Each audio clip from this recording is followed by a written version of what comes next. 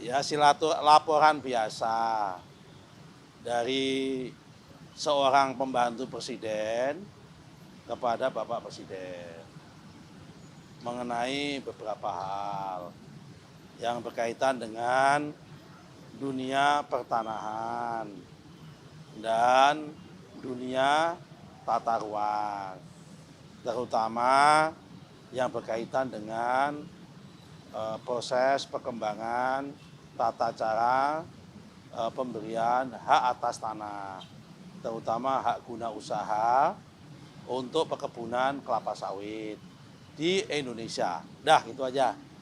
Oke? Gus, tadi kan ada bakalan juga ada pembahasan soal apa? Soal Indonesia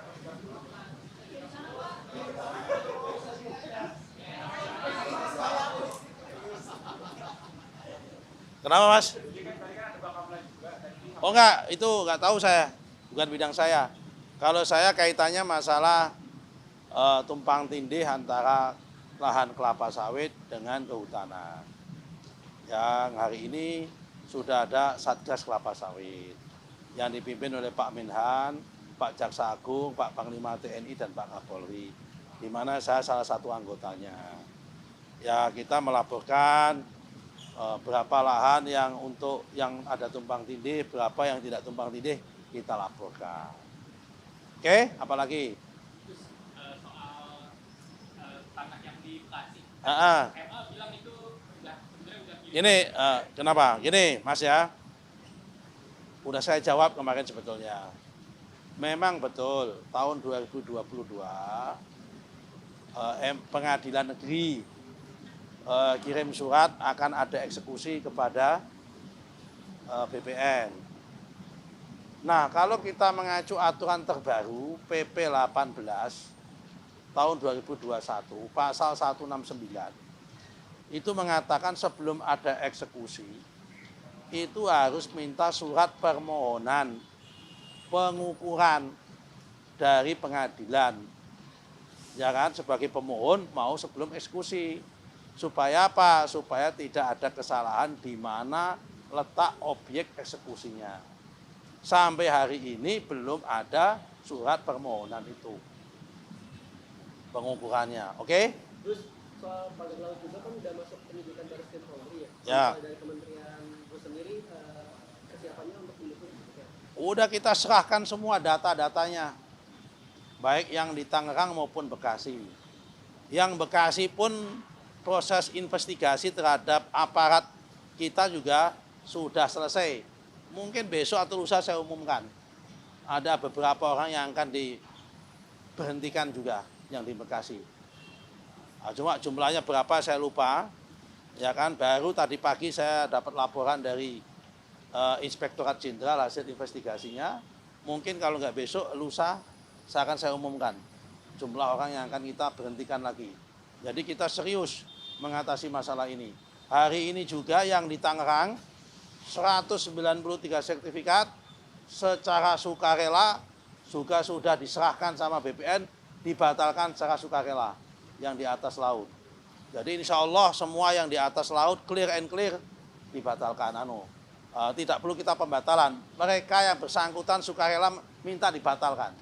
Jadi yang diberhentikan itu eselon 1 atau eselon 2? Oh ya, yang terlibat di bawah dong, bukan eselon 1 eselon 2 kan. Itu kan permainannya ada di bawah di kantor Bekasi. Ya kan, mindah peta itu, yang dari peta darat ke peta laut itu. Dah, apalagi? Nanti yang dari kementeriannya nggak terlibat. Yang dari kementeriannya nggak terlibat. Kementerian apa? Tadi kan yang terlibat di bawah di Dah. Nggak sampai sejauh itu. Wong ini malah kepala kantor aja nggak tahu. Ini murni permainan nakal oknum orang di bawah. Setelah kita cek itu. Modusnya itu kan udah kita jelaskan, Mas. Ya. Modusnya ada orang punya sertifikat, ada sertifikat. Jumlahnya 89 sertifikat. Dimiliki 84 orang. Oke?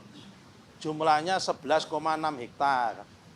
Tiba-tiba kan setiap sertifikat ada namanya NIB kan. Nomor induk bidang kan. Lah ini NIB-nya dipakai, dipindah ke laut. Jumlahnya 79 hektar.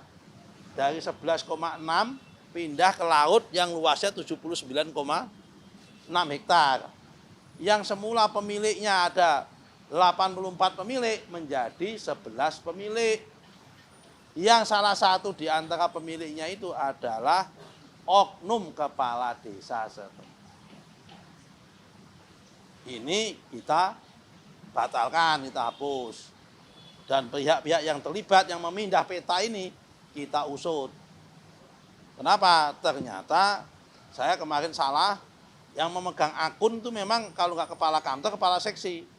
Ternyata karena ini program PTSL, saya baru dapat informasi, mohon maaf kan juga namanya menteri baru, saya dapat informasi kalau program PTSL itu tim adjudikasi pun, tim di bawah koordinator pelaksana PTSL di tingkat kabupaten itu juga boleh mendapatkan akun akses akun gitu loh. Nah, ini mereka yang main ini, tim di bawah ini. Tapi korbannya yang di atas. Kepala seksinya ikut jadi korban. Kenapa? Kan ini anak buahnya kepala seksi. Kenapa dia nggak prudent? Tetap kena sanksi nanti pada masa itu. Apalagi nggak ada isu yang ini bos, yang kuat nggak ada hari ini. Di mana SM Ganda? Terkait kan banyak sekali komentar-komentar para netizen itu kan ini SM Ganda itu sikap gimana? Ya yang di mana? Kan jumlahnya banyak mas. Luaskannya 70 juta hektar. SM Ganda di mana? Tapi begini ya, tak jelasin ya. Yang SM Ganda ini memang di Indonesia ini ada sedikit masalah dalam konteks tata administrasi pertanahan di masa lalu. Jadi kalau bapak-bapak itu punya sertifikat tanah, coba cek mbah-mbahmu atau bapakmu dulu, kalau punya sertifikat tanah yang terbit antara 1960 sampai 1987, itu ada sertifikatnya, tidak ada peta bidang tanahnya. Peta kadastralnya nggak ada.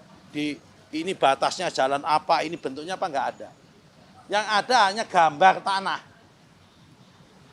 Alamatnya nggak ada. Nah, terus gimana? Mungkin karena waktu itu yang tanahnya masih banyak, orangnya masih dikit. Oh yang itu yang punyaku yang itu loh. Oh yang itu yang punyaku itu loh. Nah dalam perjalanan mereka sudah megang, udah mati, cucu-cucu dan sebagainya. Ternyata tanah yang yang dianggap punya dia itu disertifikatkan orang lain. Kenapa? Karena memang nggak ada bukti bahwa yang dimiliki yang itu. Ini banyak sekali jumlahnya, memang model seperti itu. Karena itu kalau ditanya SHM ganda yang di mana? Itu loh mas ya. Kalau ditanya ganda itu. Karena memang problemnya itu di tahun 60 sampai 87 ini banyak sekali ada sertifikat, tidak ada peta bidang tanahnya. Yang ada hanya gambar tanah, tapi nggak jelas alamatnya di mana. Nah kalau yang 87 ke sini, itu selain ada gambar tanahnya, ada peta bidang tanahnya. Ini kelihatan nggak pernah megang sertifikat ini. Atau belum pernah beli sertifikat kelihatannya ini. Masih ngontrak apalagi itu ya. Oke, apalagi cukup. Jadi hari ini saya diterima Bapak Presiden untuk melaporkan tentang peta perkembangan terkini tumpang tindih lahan sawit dengan kehutanan. Dan melaporkan solusinya kepada Bapak Presiden dan diskusi sama beliau. Oke, terima kasih. Assalamualaikum warahmatullahi wabarakatuh.